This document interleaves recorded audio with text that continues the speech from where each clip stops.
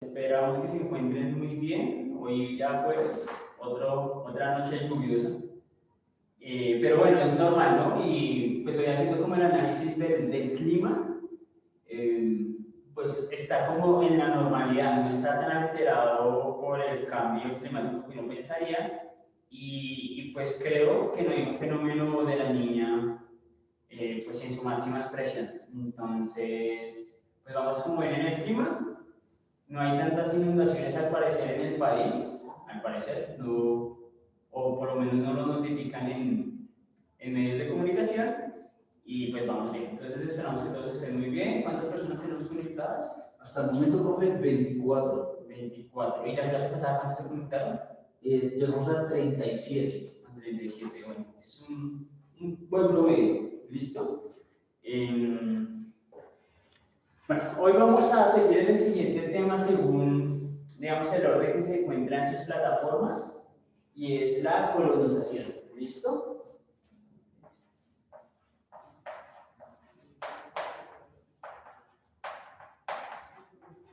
La colonización. ¿Listo? Es importante que tengamos en cuenta, uno, qué es el concepto mismo de la colonización. ¿Alguien sabe qué es la colonización o quién ha escuchado eso de la colonización? Tal vez ya lo hayan visto en seminarios anteriores. Listo. Bueno, muchachos, recuerden que tenemos 3 mecanismos de participación: chat, pueden habilitar micrófono y cuando tengamos encuestas. Entonces, cuéntenos. ¿Quién se anima a participar ahí por el chat? Por ahora, ¿qué sería colonización? ¿Quién ha escuchado sobre eso? Bueno, aquí hay una participación. Ángel nos dice que está asociado a conquistar. Sí, por un lado está asociado a conquistar, muy bien. Conquistar. Invadir. No necesariamente invadir, porque si yo puedo invadir, o sea, yo puedo hacer un asalto y devolverme, y no significa un proceso de conquista. Aquí Juan David nos dice el dominio que se establece con la llegada de los españoles. Eso, digamos, eso es un caso especial, ¿sí? Y es una conquista que va a suceder, por supuesto, y que vamos a explicar detalladamente. Y tenemos últimas dos, nos dice, es cuando se habla de la economía y política de un país, y Wilman nos dice, la colonización es la toma de un lugar para el desarrollo. ¿Para el desarrollo de quiénes?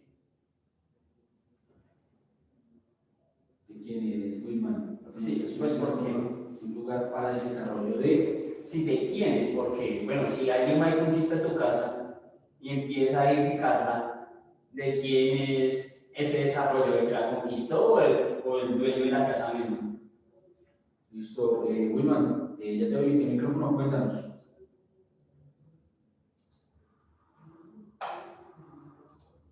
Cuéntanos, Wilman, ya tienes habilitado el micrófono. Buenas noches. Vale, yo pienso que depende de la circunstancia, porque pues en el caso de la colonización del 1914, ¿es que fue?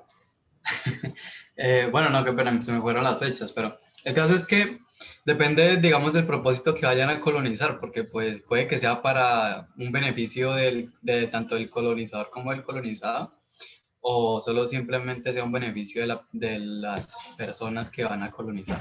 Yo pienso que ya depende pues, de cómo sea, porque hay diferentes tipos de planes para colonizar o para llevar a cabo algún, no sé. ¿Nuestra colonización fue buena o fue mala en ese orden de ideas? Pues hay muchas teorías porque muchos debaten el tema de perder esta cultura y esta etnia, pero pues en cuestiones de desarrollo y tecnología se puede considerar que fue algo muy bueno. Solo que en cuestiones, digamos, digamos, para la parte ética y moral, se dice que no fue lo mejor. Pues se habla mucho de la inteligencia de los mayas, bueno, es que los mayas, de los indios, pues, de cómo vivían en ese tiempo, pero pues al fin y al cabo es como algo global, ¿no? Porque a la vez tanto se desarrolla el país y puede que contribuya a cómo está la línea de desarrollo del mundo en general. Así que no sabría responderte exactamente. Ok, no, perfecto. Igual si alguien está o quiere debatir sobre el mismo, lo que acaba de decir el compañero, pues está abierto a los. Listo, muchachos, ¿quién se anima entonces? Ahí quiere debatir la idea, Wilman. Ojo, porque la clase la hacemos todos, ¿no?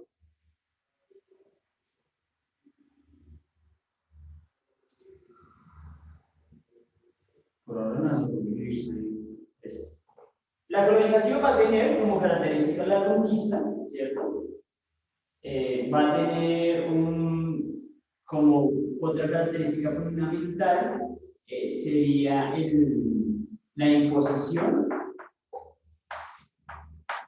de una cultura. ¿Sí? La imposición de una cultura, en este caso de conquistador, eso va a ser fundamental, ¿sí? Y cambiar el orden social establecido. El orden social. ¿Qué quiere decir? O sea, cambian todo el aparato organizativo que una sociedad pues mantuvo en ese momento y lo van a cambiar por el sistema organizativo del conquistado, ¿cierto? Entonces ahí decían muy bien los compañeros, frente a, vamos a ver si se alcanza a ver mi mapa.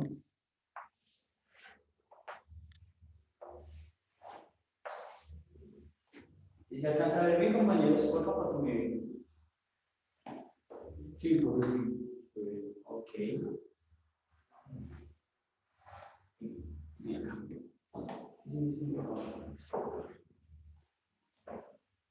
Esto va a ser.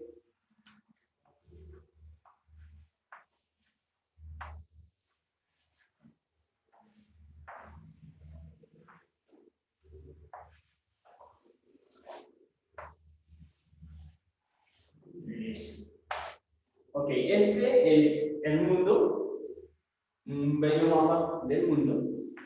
Y vamos a tener la primera experiencia, vamos a tener, o vamos a manejar en esta sesión y posiblemente la otra sesión, tres tipos de colonizaciones, tres etapas diferentes de la colonización por parte, en este caso, de Europa. Entonces, la primera va a estar enmarcada, que vamos a pronunciar como, o desde 1492. ¿Qué pasa en esa fecha?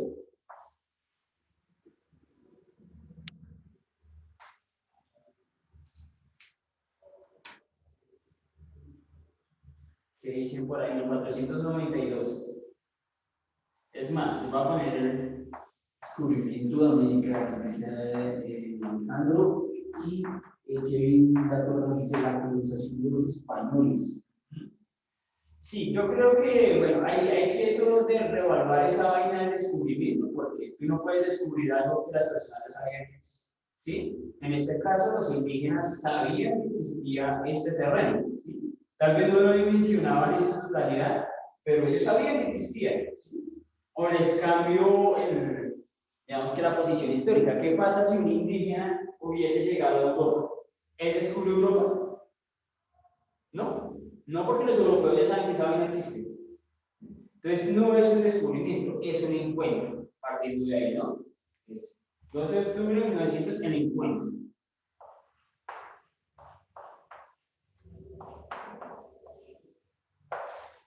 El encuentro, ¿no? Quiero que se va a llamar el encuentro de los dos mundos, etcétera. Y pues va a pasar de una forma muy particular, ¿no? Acá vamos a tener. ¿Sí?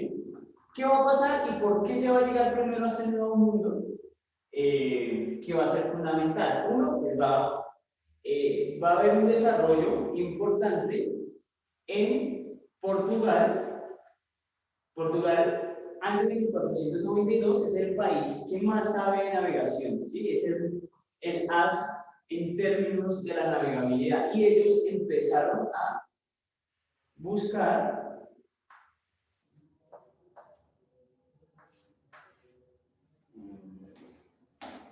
a buscar nuevas rutas comerciales,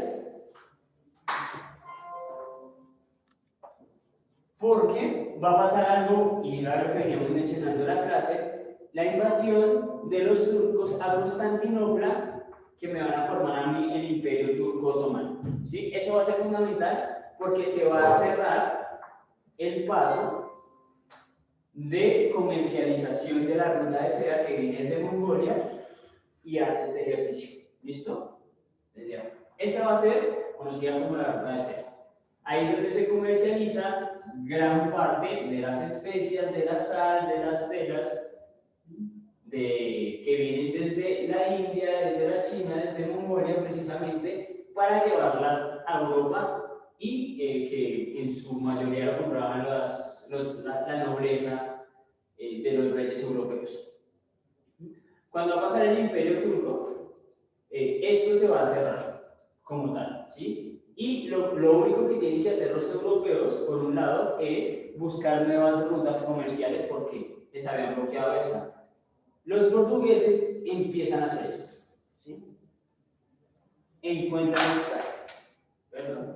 esta ruta comercial, ¿sí? Esa va a ser la ruta de los portugueses como tal. Como es de ellos, ya no puede ser de nadie más. Y va a salir un señor muy famoso en la historia, que ahí viene prácticamente nuestro nombre, y es Colón, ¿no? Colón. ¿Sí? Ese señor es italiano por un lado, tiene conocimientos de navegabilidad. Aquí ya se estaba bajando la idea misma de que la Tierra era plana. Ya habían estudios serios desde Galileo Galilei y bueno, también desde los egipcios y también de los griegos, que la Tierra no era plana sino era redonda, ¿sí? Y eso empieza a cambiar la expectativa del mundo en términos de la navegabilidad. No sé si ustedes se han preguntado el por qué nuestras civilizaciones nunca desarrollaron la navegabilidad. ¿Alguien se lo había preguntado? O sea, ¿por qué solo esta gente desarrolló la navegabilidad y nosotros no? ¿Alguien sabe la respuesta o una posible respuesta?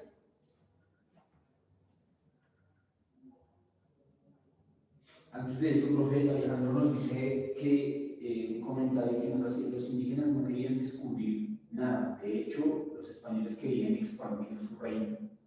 Sí, sí, efectivamente, pero eso ya, bueno, es el proceso mismo de la conquista. ¿Sí? Este primer paso que estamos abordando es el de, bueno, el de la conquista junto, lo que se va a venir es la colonización. Y la colonización efectivamente es abrir, digamos que tierras o grandes extensiones de tierras para que el reinado, en este caso español, sea mucho más poderoso ante Europa. Bueno, va a ser fundamental es que hay una estrella que se llama la estrella polar y es una estrella que siempre me apunta hacia el norte. Esa estrella casi no se ve digamos que desde la zona ecuatorial en la que estamos nosotros, sino se va a ver mucho más desde el norte. ¿Sí? Entonces esa va a ser la estrella de referencia para la navegabilidad de esos países europeos. Como nosotros no la vemos tanto, entonces no se pudo desarrollar tanto la navegabilidad en grandes extensiones como si ocurre en Europa.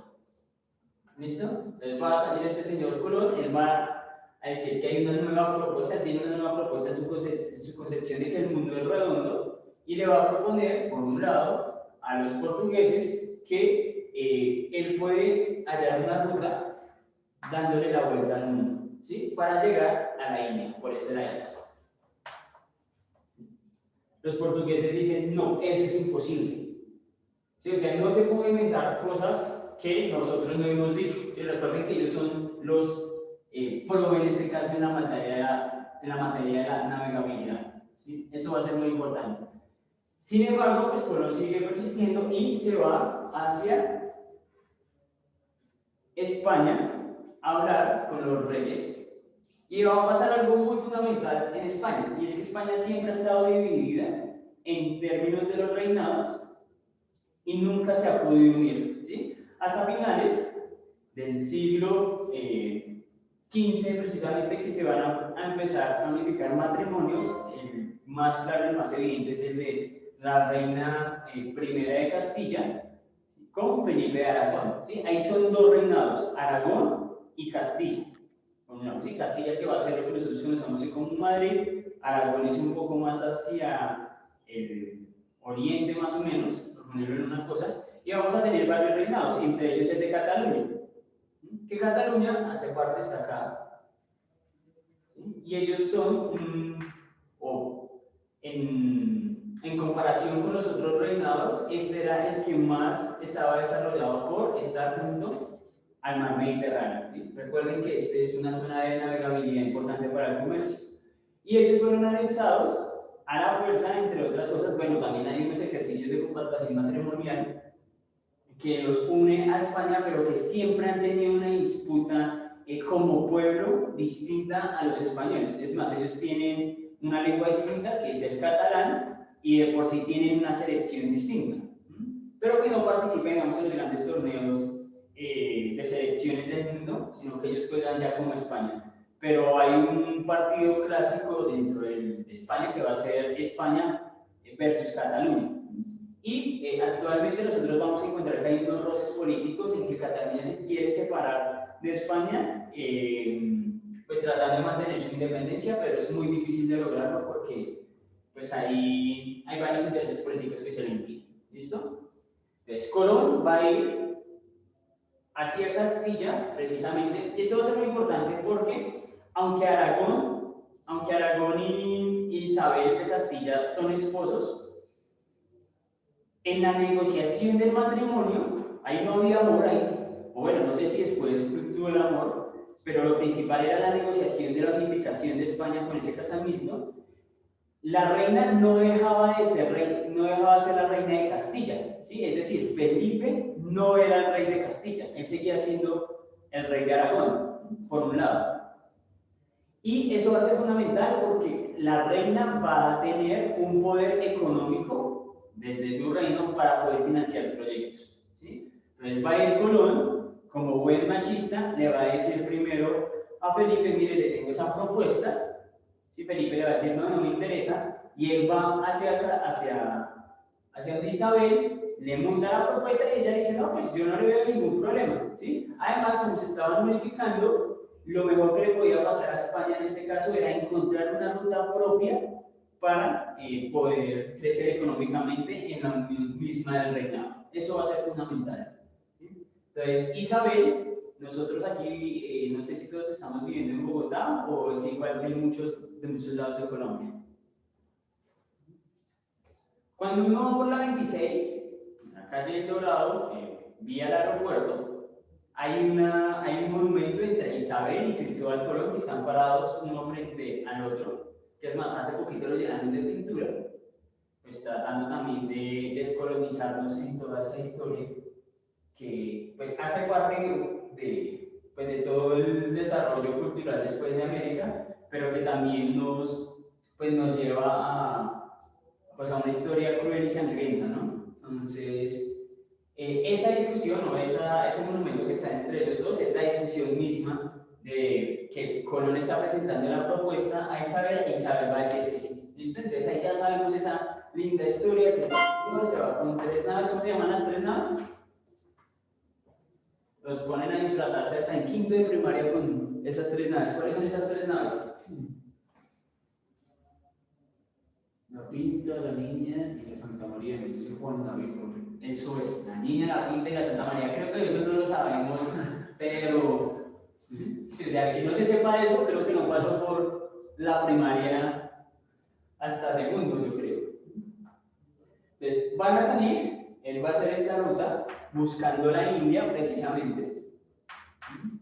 Y después de 3 meses de un largo viaje, después de varios motines en cada uno de los barcos, él se va a estrellar con la primera isla que es República Dominicana. Eso va a ocurrir el 12 de octubre de 1492, él va a llegar a las Antillas. Cuando llega a las Antillas, él va a pensar en un primer momento que él llegó a la India, ¿sí? Le dio la vuelta, que logró su cometido. Por eso, a los indígenas les decimos indios, despectivamente también, es porque los europeos empezaron a llamarlos indios en el momento que Cristóbal Colón pensó que había llegado a la India. ¿Listo? Entonces no son indios, son indígenas, partiendo de ahí. Va a llegar a esta zona, precisamente, y va a pasar algo muy curioso en esta zona, y es que pues ellos llegan y se bajan del lugar. O sea, lo mejor que le pudo pasar a Colón fue llegar a tierra firme, porque más o menos en octubre, septiembre, octubre, existe algo en esta zona del mar que se llaman las calmas ecuatoriales, ¿sí? Y es que el mar está tranquilo, no hay brisa, no hay viento. Recuerden que las naves están impulsadas por el viento del océano, ¿sí? Y ellos prácticamente quedan estancados en esta zona. Ya, mejor dicho, estos manes, los marineros, que muchos dicen que eran ladrones, que no sé qué, pues no tanto así, o sea, no era toda la peor calaña de España que se vino ahí, no tampoco. Sin embargo, pues en Barranca ya sí los españoles y nosotros. porque los españoles en términos culturales han sido inferiores a todo el ejercicio europeo, ¿sí? A los franceses, a los alemanes, a los ingleses, bueno, ¿sí? Siempre han sido inferiores, bueno, a los alemanes no, sino a los germanos sobre todo. Ahí todavía no existía alemán. Entonces ellos van a llegar a esta isla, se van a encontrar con los indígenas. Los indígenas pues obviamente los van a recibir con sorpresa, digamos que en la lógica misma del encuentro, ellos también se van a dar cuenta que pues, es gente desconocida, obviamente pensaban que eran indios, y van a encontrar en sus vestiduras, en sus rasgos, elementos de oro, y eso va a ser fundamental, porque estos manes ya no iban por especies, ¿sí? ¿Y por qué son importantes las especies? Valga aclarar, porque en este camino, en la ruta de la seda, también está expuesto por un lado la sal, ¿sí? Y la sal va a ser fundamental para la conservación de alimentos. No sé, me imagino que algunos de nosotros tendremos a una familia campesina, la cual aún sala la carne, ¿sí? Y la pone a adobar, creo que se llama el proceso, ¿sí? No sé si alguno de ustedes tenga ese tipo de familia, ¿no? Que salan mucho la carne, la ponen arriba a secarse y esta carne va a durar aproximadamente entre 15 20 días sin que se dañe. La sal ha sido fundamental para el desarrollo humano, ¿sí? Porque si nosotros compramos un trozo de carne, lo dejamos ahí al aire libre, en 2 días, 3 días esa vaina ya es inservible, completamente inservible. A cambio con la sal, si yo la salo bastante, va a durar mucho tiempo, bueno, no mucho tiempo, 20 días, que es un tiempo considerable, teniendo en cuenta que no está refrigerada. Profe, acá hay un aporte interesante de Wilman, porque basado en lo que tú dices, él nos dice entonces por qué en España se caracteriza por ser un lugar donde habitan bastante extranjeros. ¿Cuál sería el fuerte? Yo no sé realmente, yo creo que más bien es una fantasía de algunos habitantes de América Latina, sobre todo, que ven este espacio como un ejercicio desarrollado, pero digamos que culturalmente, mientras estos países se estaban industrializando, España, por un lado, seguía siendo o mantenía un ejercicio monástico, ¿sí?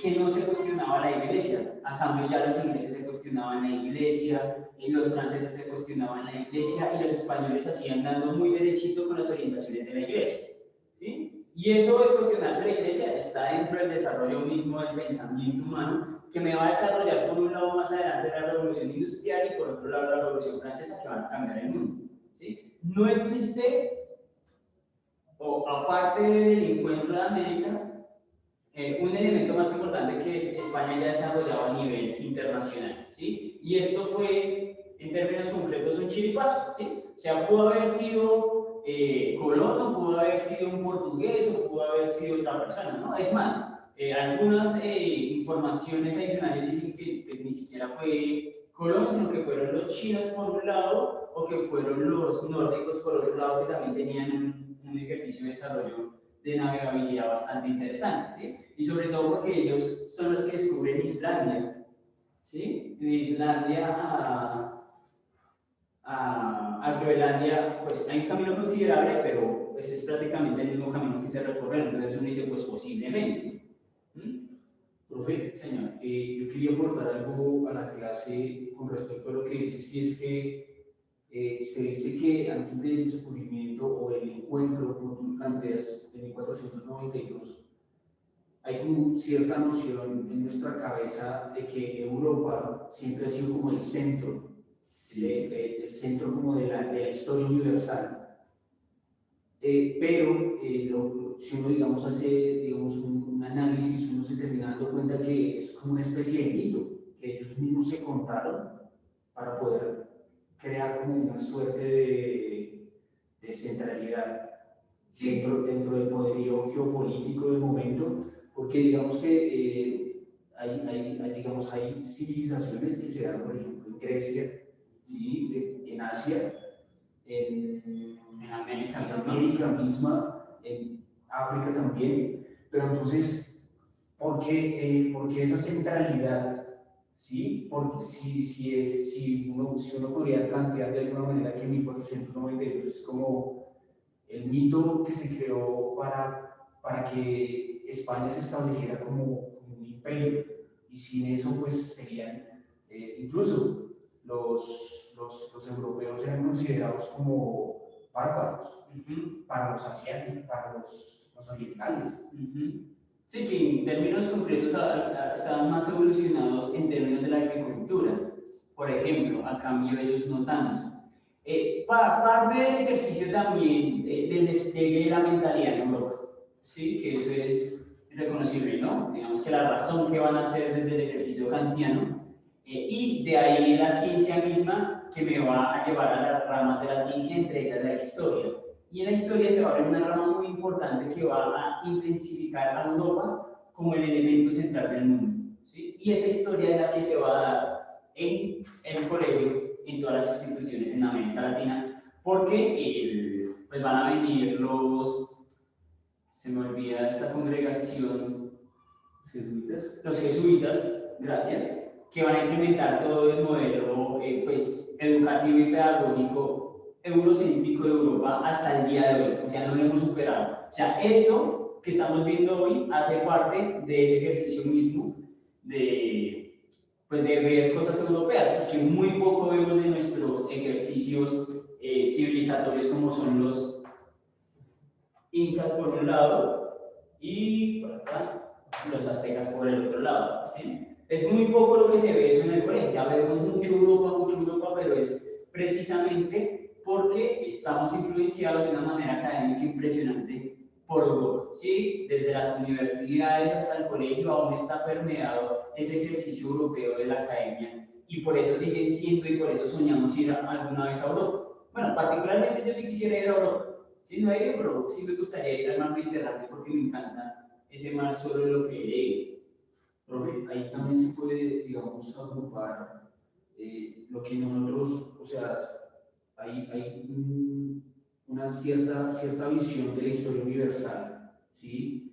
Y se tiene, digamos, en la cabeza que pues hay ciertas etapas que en términos temporales uno podría establecer, ¿no? Sí, la antigua, la Edad Media, moderna y contemporánea. Y digamos que eso es como una suerte de invención, como una creación temporal que está en todo lado. Sí, o sea, se ve en todo lado. O sea, cuando uno en el colegio mismo, en sexto es edad antigua, séptimo edad media, octavo edad moderna, noveno edad contemporánea, y pues ya el décimo y once que son ciencias políticas, es teoría. ¿Sí? Y eso es interesante porque, digamos que si uno se ponía a revisar, uno podría decir que antes del descubrimiento del encuentro de América, uno no podría hablar de historia universal.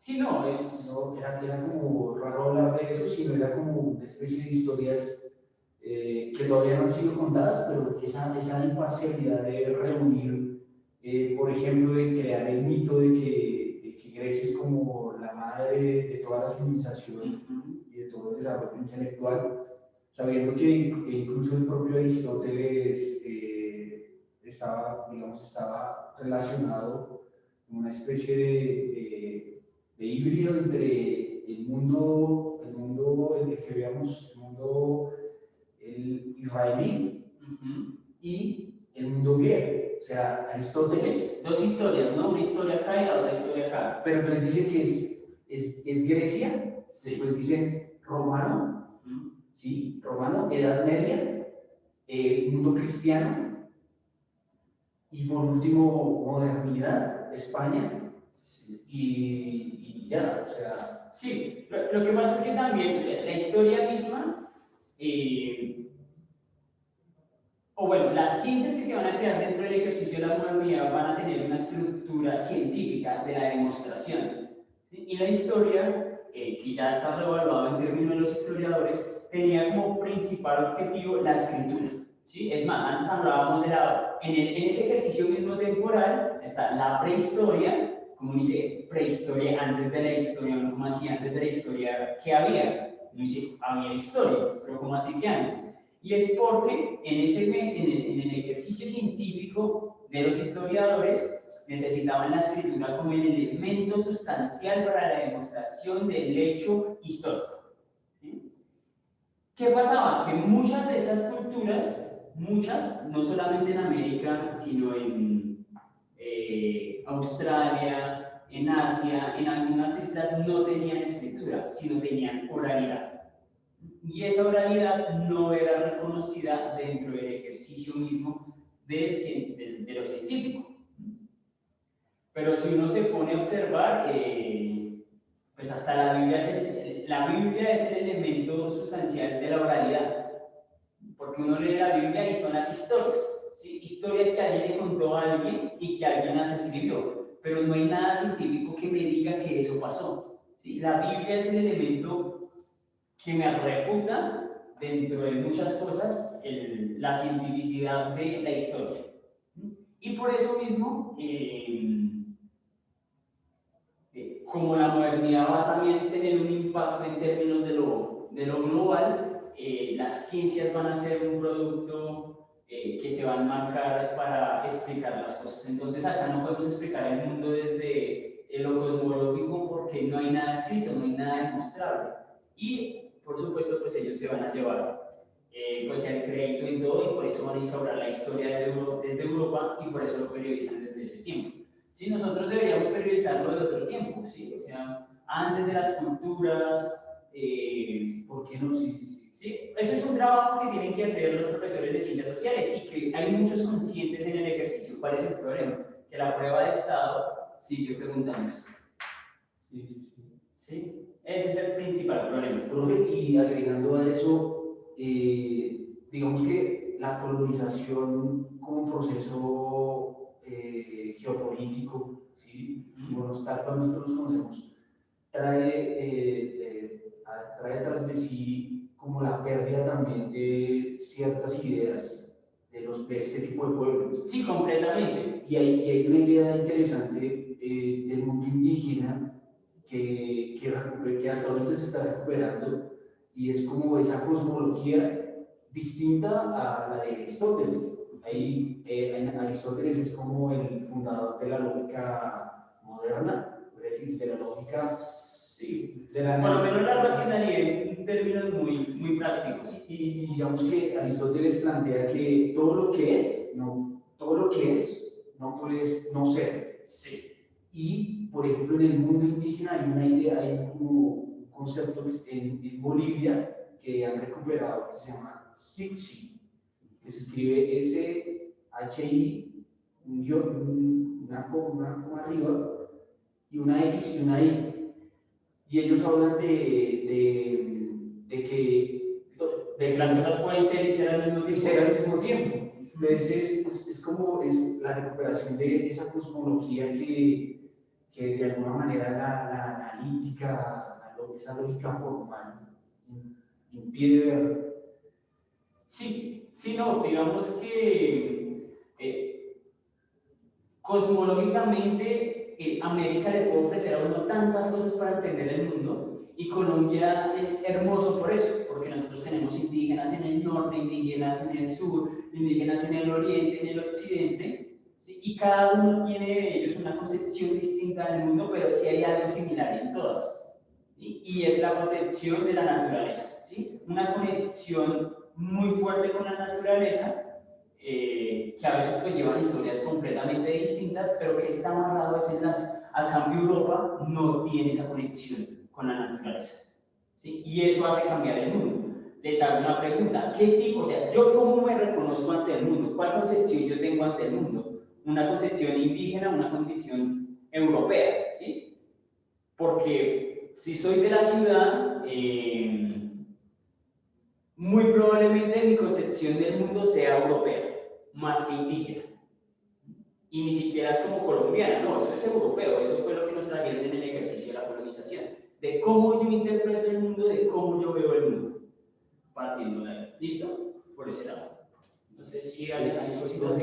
Acá hay una pregunta interesante. Nos dice, profe, teniendo en cuenta que nosotros vemos la colonización en general como una invasión, los españoles ven la colonización como un logro de buena imagen. Es que van a haber diferentes tipos de colonizaciones. Listo, eso va a ser fundamental, vamos a hacerlo hasta ahí, porque esto, en términos concretos, ¿qué me va a traer a mí? Hay dos tipos de colonizaciones en América, ¿sí? Va a estar la de Estados Unidos y la de América Latina, por otro lado, la de Brasil. La de América Latina y la de Brasil van a ser muy similares, pero la de Estados Unidos va a ser completamente diferente. Entonces, ¿cuáles van a ser esas diferencias sustanciales? Y que lo van a ver como un logro, por un lado, dependiendo del tipo de colonización llevado. Es decir, América Latina, que se descubre en 1492, perdón, se encuentra en 1492, va a tener un proceso de conquista diferente, repito, a los Estados Unidos por la concepción misma del español, ¿sí? Y de lo que estaban viviendo en el momento histórico. Ellos vienen, nos saquean, nos roban, nos violan, ¿sí? Y se devuelven a Europa para poder subir en una escala social a partir del robo del oro y la plata llevados de América. Eso va a ser fundamental, ¿sí? Dentro de este ejercicio, o diferente, vamos a diferenciarlo desde Inglaterra, es que Inglaterra va a tener un lío prácticamente, una confrontación social frente a la religión. ¿Qué va a pasar? Es que Inglaterra se va a salir de la Iglesia Católica, entre otras cosas, porque Enrique VIII, pues, él tiene una esposa que es Isabel, precisamente, es Isabel, no sé, debe ser como Isabel III, no estoy muy seguro, e Isabel no le puede dar un hijo a Enrique VIII, y eso es un problema ni el berraco. ¿Por qué? Porque él necesita dejar un heredero.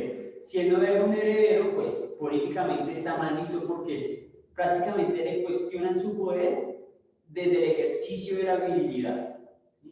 Y eso es imperdonable.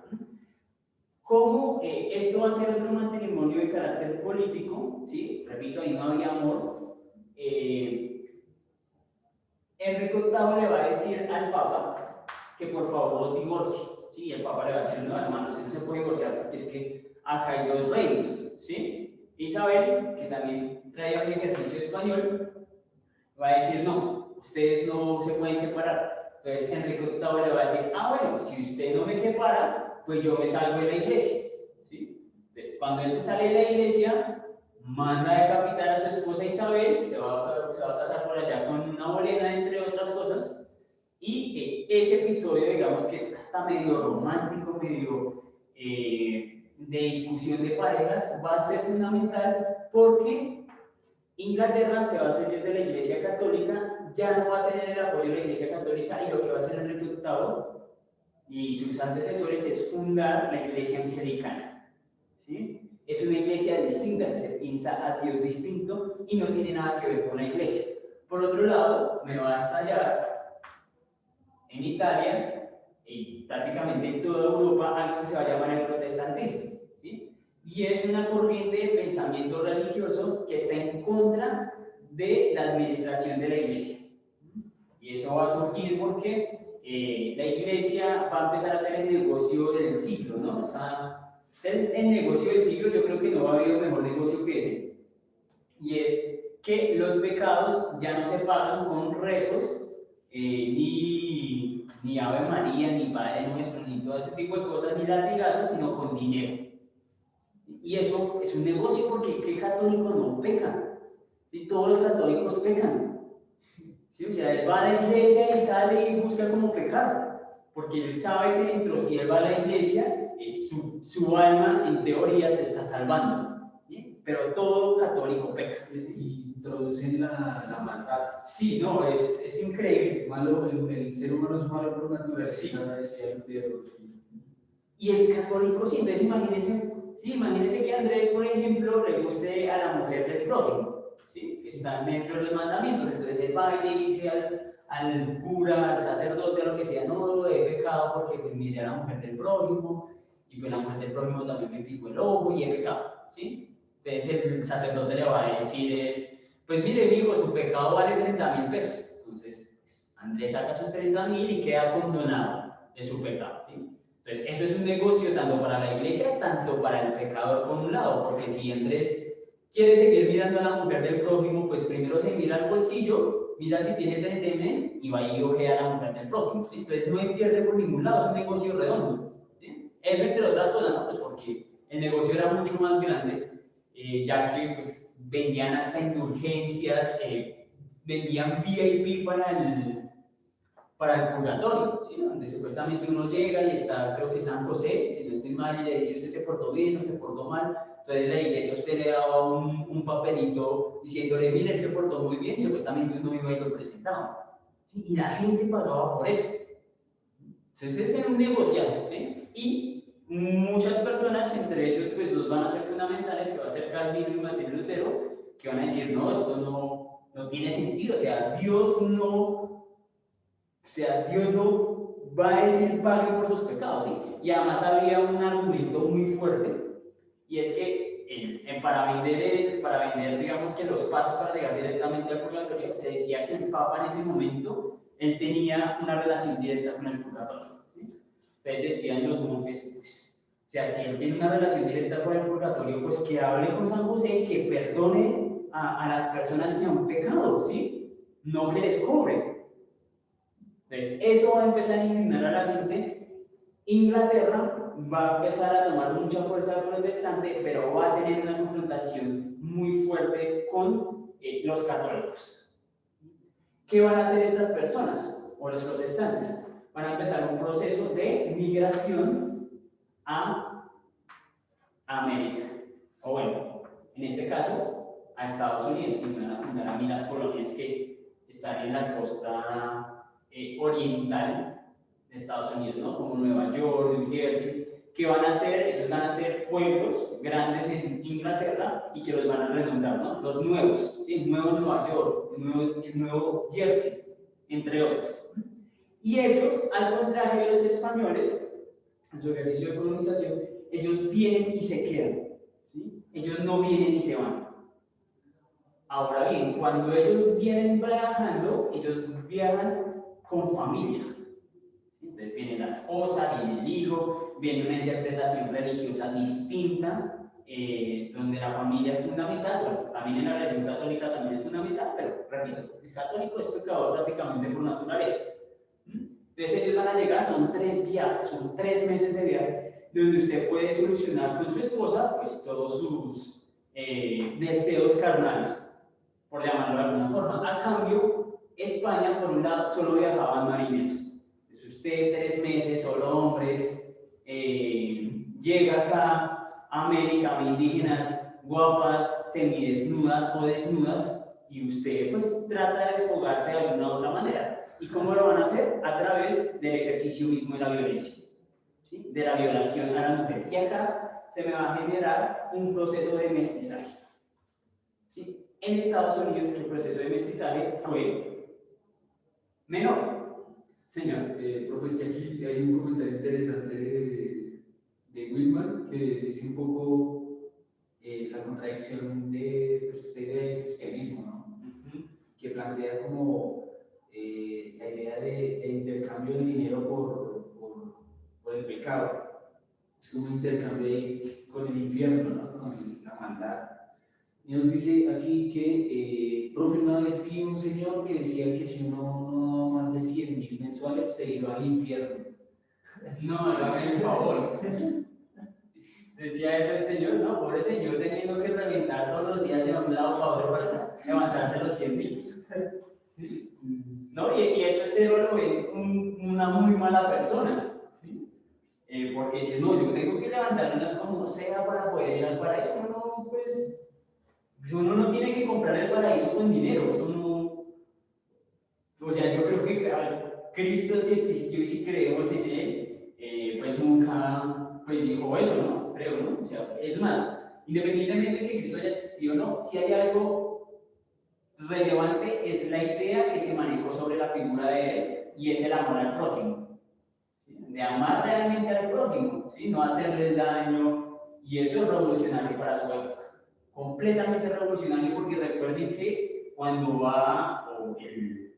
todo el trasegar de la vida de Cristo está marcado en un proceso histórico que se va a llamar el Imperio Romano, donde el esclavismo era un fútbol bastante fuerte, o era pues prácticamente el modelo de producción que sostenía toda la base social en Roma, ¿sí? Y en gran parte de todo el imperio romano y pues, de distintos pueblos que estaban ahí circundantes a Roma. Entonces imagínense usted decirle a una persona que es esclavista, que maltrata a otra persona que venga humana y le diga, venga, si nosotros todos somos iguales, y debe ser un ejercicio de amor. Eso es completamente revolucionario para su época. Pero se fue perdiendo más bien eso, se inventaron unos mandamientos que pues condicionaron la conducta humana por más de 1000 años dentro del ejercicio mismo de la Edad Media. Entonces, esto va a ser fundamental, ¿sí? Sí, hoy hay distintos tipos de colonización, y eso, digamos, eso lo veíamos en las elecciones de Estados Unidos recientemente, y es que hay una clase media en Estados Unidos que aún es muy anglosajona, ¿sí? Es la persona blanca, alta, ojos azules o verdes, ¿sí? Muy monos, que son muy característicos de los anglosajones, ¿sí? Y esa clase media, ¿sí? Es prácticamente una raza que no se ha mestizado en América, porque lo que hicieron ellos fue llegar acá y empezar a correr a los indígenas nativos de América del Norte para poder habitar su expansión. A cambio ellos llegaron y violaron a todas las mujeres, ¿sí? Fue una vaina cruel, muy cruenta, que pues hizo el proceso de mestizaje y volvernos como nosotros somos, una mezcolanza de todo, ¿sí? Pero digamos que no hay nada definido. En cambio en Estados Unidos sí se puede ver esa definición muy clara, y esas personas son las que votaron, entre otras cosas, por Donald Trump, que Donald Trump también tiene características anglosajonas, por otro lado. No sé si hayan preguntas hasta ahí. Bueno, vamos a ver aquí, profe. Ahí es como comentarios con relación a lo que dices, que el tema de la religión pues siempre causa escozor. Dice, o sea que los pobres bailan al infierno, el cielo es de los pobres, y los ricos tienen que pagar aquí, ya tuvieron todo. Sí, digamos que en teoría, y eso lo vamos a ver en corrientes latinoamericanas, algo que se llama la teología de la liberación, ¿sí? O digamos que también es todo el ejercicio mismo de la Edad Media, ¿no? El pobre, o sea, en el ejercicio cristiano, Dios tiene un plan para todos, ¿sí? Y no importa, y dicen, no, los planes de Dios es prácticamente inentendible, ¿sí? Son muy difíciles de comprender.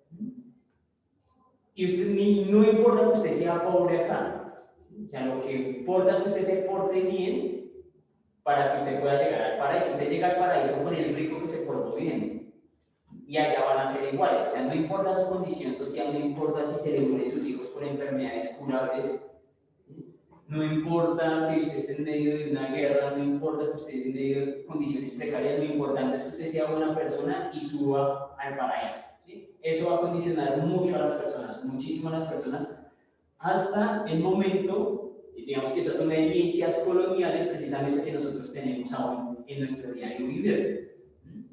Por ejemplo, se enferma alguien de cáncer, ¿sí? Entonces las personas dicen, no, hay que rezar mucho porque Dios es grande y lo va a salvar. ¿Sí? Entonces no lo salvó, se murió el Señor porque la EPS nunca cumplió con las citas médicas, o le dio una cita médica para 4 meses y cuando llegó esa cita médica pues se murió el Señor. ¿Sí? Entonces la gente va a empezar a legitimar eso. No, lo que pasa es que él se murió porque Dios lo quería a su lado. Y nunca hay un responsable. Y dice, pues vecino, lo que pasa es que la EPS que se está pagando es muy mala, se están robando la práctica y pues no le dio la atención médica, digamos que urgente e indispensable para que él se salvara. Si además era un cáncer de mínimo mortalidad, entonces posiblemente se hubiera salvado si no hubiera tenido una EPS como las colombianas. Pero entonces la gente empieza a legitimar ese ejercicio mismo del plan de Dios, y si soy pobre, pues eso también está en el plan de Dios, lastimosamente. No sé si haya más cositas por ahí. Y bueno, pues ahí hay un debate interesante, profe, que acaba de surgir con relación a la idea de Dios. Y nos dice por aquí también relacionado a lo del día de ayer, y un poco reafirmando la idea de que es un espacio democrático y académico, que no se tome esto como una idea ya. No, y es que, además es que es el ejercicio mismo de la filosofía, el pensar, el debate, esto es hermoso, realmente. Y nos dice, Sofía hizo un comentario de que todas las masacres, todas las cosas malas, en definitiva, a veces son en nombre de Dios. Y hay otros que dicen que no, que eso es en realidad producto del hombre, ese debate entre lo divino, ¿cómo se llama? Eso es un paradigma lo antropocéntrico. ¿Con los teocéntricos? Con no, teocéntrico no sería. Sí, con lo teocéntrico. Sí, bueno, con la figura de Dios como centro de todo. Exacto. El culpable el culpable ser humano de lo malo que hace. Entonces ahí está como ese debate que también lo tuvieron en la modernidad, en el siglo XVIII, Rousseau, Montesquieu, de si todo se podría explicar a través de la idea divina, de las respuestas están arriba y no aquí en lo social, ¿no? El estado Sí, natural. yo les hago una pregunta, alguna vez viendo un partido de fútbol me surgió. ¿Sí? Son dos equipos de fútbol, contrarios obviamente. Los dos están en el campo, todos rezándole a Dios para que le ayude a ganar el partido. Uno de ellos pierde. ¿Por qué perdió? ¿Porque rezó menos que el otro? ¿O porque sí, el otro rezó mucho más? ¿O porque Dios es hincha de otro equipo? ¿O sea, qué pasa ahí cuando el equipo pierde, cuando los dos son fieles creyentes al mismo Dios y los dos rezan al mismo tiempo? Porque un equipo pierde. ¿Eso es culpa de Dios o culpa del mal juego de los jugadores en este caso? No, ahí hay como comentarios, profe, nos dice, pues porque son habilidades del jugador. Pero es que los dos se encomiendan a Dios. Sofía dice, claro, que el culpable es el humano, pero siempre es porque Dios le mandó a decir, o Dios se lo reveló. A lo que voy es que en nombre de Dios se cometen muchos asesinatos. Bueno, en términos de la historia, sí, ¿cierto? Vamos a ver por ahí las cruzadas, vamos a ver todo el ejercicio del Islam, ¿sí? O sea, viendo a Dios en su comprensión amplia, ¿no? Y es que Dios hace parte del ejercicio de la religión, que la religión es mucho más amplia, ¿sí? Es decir, los indígenas tenían religión, claro que tenían religión porque tenían una forma de concepción de pensarse el mundo y de la explicación del mundo. ¿Sí? O sea, ellos vinieron con una religión en el ejercicio mismo de la colonización a cambiar la religión de ellos. ¿Sí? ¿A que la religión de ellos no tenía iglesia? Sí, es que la religión no necesariamente tiene que tener iglesia. ¿Sí? La religión es la forma de pensar el mundo y cómo yo interpreto el mundo desde qué punto. ¿Sí? Entonces yo, por ejemplo, soy un panóptico, o sea, yo veo desde el todo, ¿sí? Desde la cosmovisión amplia del universo, ¿sí? No reducido a Dios en la Tierra. ¿Sí? Que eso reduce mucho en tantos planetas que hay por tanto lado y dice, pues, o sea, si Dios solo se puso a crearnos a nosotros, el Dios cristiano, por supuesto que es lo que más sabemos nosotros, pues el resto de cosas, ¿qué? ¿Sí? O sea, ¿cómo pasaron? ¿Cómo se creó la luna, el sol, otros planetas, las estrellas, etcétera? ¿Sí? Entre otras cosas. Entonces, la religión es la forma en cómo yo pienso y me posiciono frente a la concepción del mundo y del universo, sobre todo. ¿Sí? Y a base de la religión se crearon las iglesias. Entonces, tenemos la iglesia cristiana, tenemos la iglesia musulmana, tenemos un montón de iglesias que parten de la religión. ¿Sí? En ningún momento dentro del ejercicio religioso es necesaria una iglesia. ¿Sí? O hay muchas personas que dentro del mismo pensamiento cristiano dicen, no, yo no necesito ir a la iglesia para estar bien con Dios, y es completamente válido, porque su ejercicio religioso está interpretando al mundo y al universo a raíz de Dios, en este caso del Dios cristiano, que le ayuda a interpretar el mundo. Pero las personas que no creen en Dios también son religiosos, ¿sí? También creen y hay una explicación misma de la vida, que es fundamental. ¿sí? Entonces, la religión es una institución gigantesca, que nosotros la reducimos simplemente a las iglesias, pero esa vaina es gigantesca. No sé si hayan preguntas frente a esto. Bueno, acá vimos que para ir terminando y concluyendo, el tipo de colonización, ¿no? Hay un tipo de colonización diferente acá, un tipo de colonización diferente acá, y que modifica las conductas, sobre todo. Listo. Profe, antes de terminar, yo quería decirles algo a todos y digamos que esa violencia tiene tras de sí pues, intereses políticos y económicos demasiado fuertes, ¿cierto? Porque yo una vez me ponía a pensar y es, ¿qué hubiera sucedido si los españoles hubieran llegado, hubieran realizado ese encuentro en América y hubieran establecido relaciones de intercambio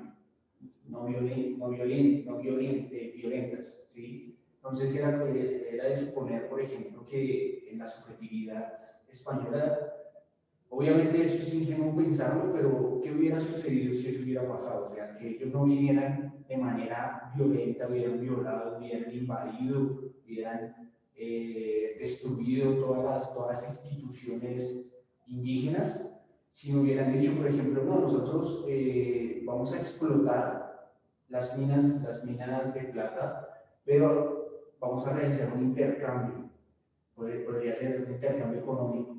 Eso no sucedió. Sí. Lo que sucedió fue que detrás de eso y también sucedía también con los kurdos, ¿sí?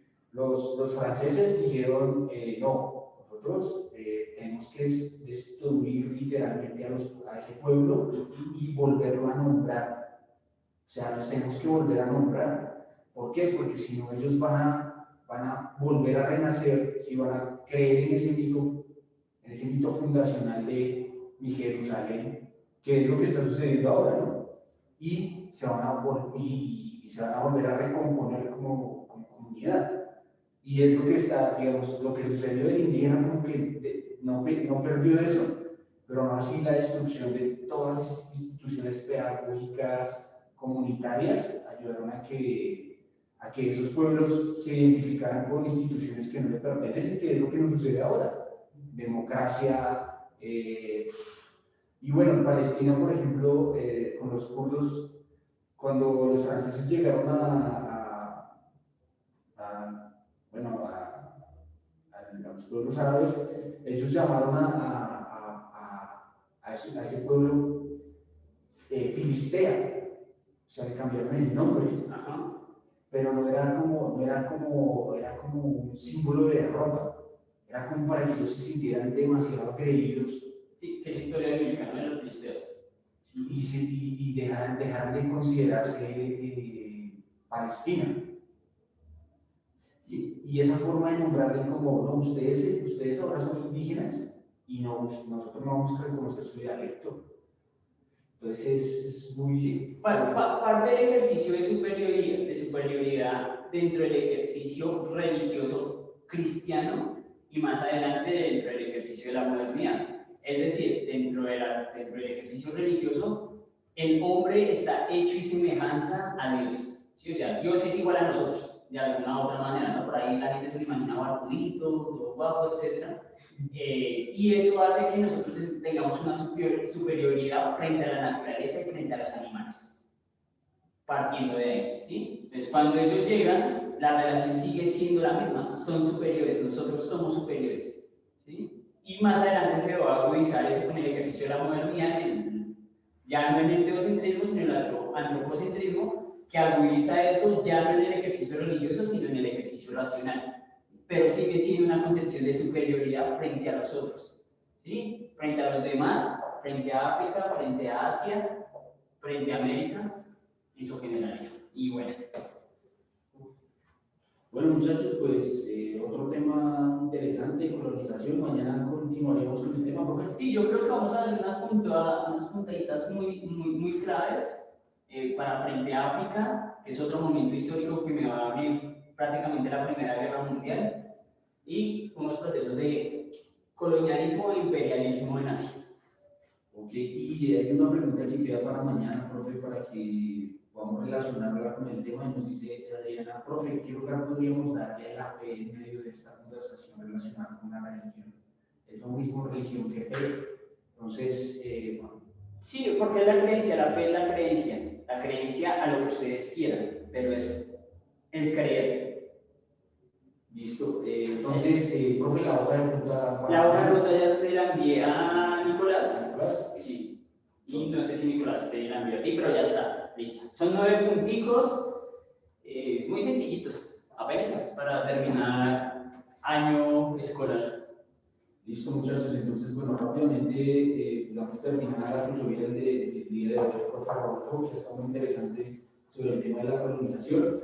Nuestra lección asociada nuevamente es colonización. Entonces, los invitamos a que vayan a su plataforma de manera muy juiciosa y desarrollen esa lección después de la explicación que nos acaba de dar el profe, ¿listo? Para que mañana pues volvamos con más herramientas para elaborar el tema de colonización y que eso nos quede claro. Y por último, muchachos, como pueden ver en pantalla, es muy importante que tengamos en cuenta la fecha de entrega de hoja de ruta que está para el 1 de diciembre, antes de las 5 de la tarde, ¿vale? No siendo más, pues nos despedimos y no sé, profe, ¿qué tienes para decir? No, nada, mañana bien pilosos con el tema, hoy participaron un montón y eso es súper agradable porque qué mamera hacer la clase sin que ustedes participen. ¿Listo? Nos vemos mañana.